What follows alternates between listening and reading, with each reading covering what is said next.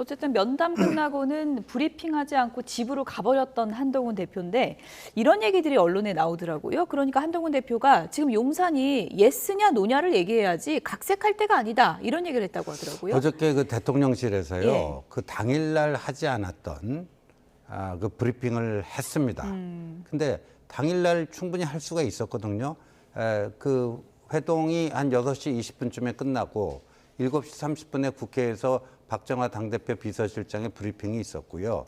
용산 관련된 브리핑은 용산 쪽에서 취재를 해달라 이렇게까지 얘기를 했으면 대통령이 한동훈 대표의 그런 발언에 대해서 어떤 반응을 보였는지 그 당일날 용산발로 충분히 브리핑을 할 수 있었는데 안 했거든요. 예. 근데 그 다음날 했어요.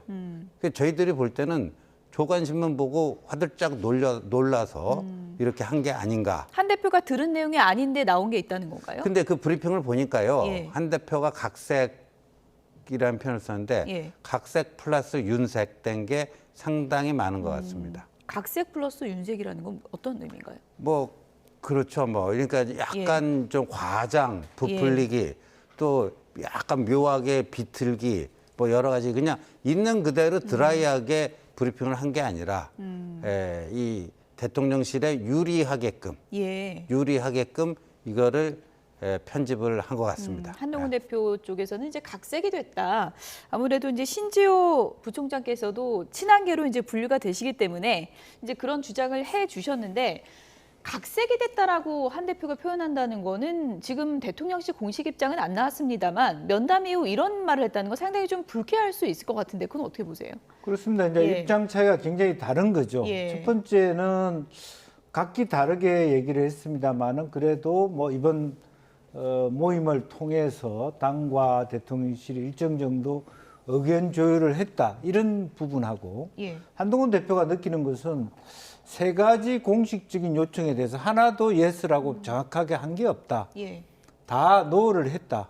굉장히 결과가 다른 거죠.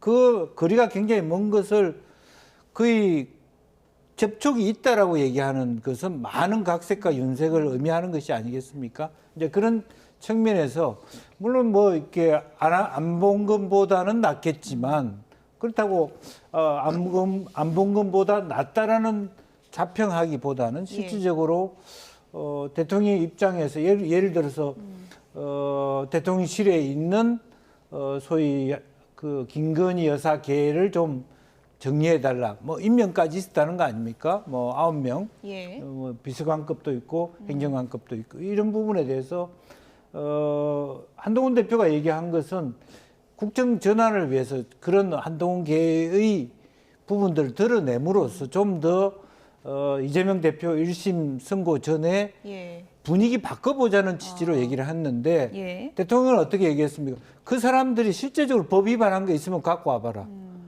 입장이 전혀 다른 거죠, 디펜스가. 그러니까 죄 지은 사람이 있으면 갖고 오라는 거죠. 그렇지만 지금 누구와 가깝다는 것 자체가 바로 죄를 지었다는 뜻은 아니기 때문에 이게 굉장히 중요한 중간지대의 해석이 필요한 거거든요. 그래서 역으로 보면 속으로는 대통령은 그나마도 내가 제일 최근에 믿고 의지하는 실력 있는 자들인데 왜 그만두라 그래. 예. 전혀 다른 해석이 가능한 거거든요. 그래서 그런 부분이 앞으로의 과제다 그렇게 보여집니다.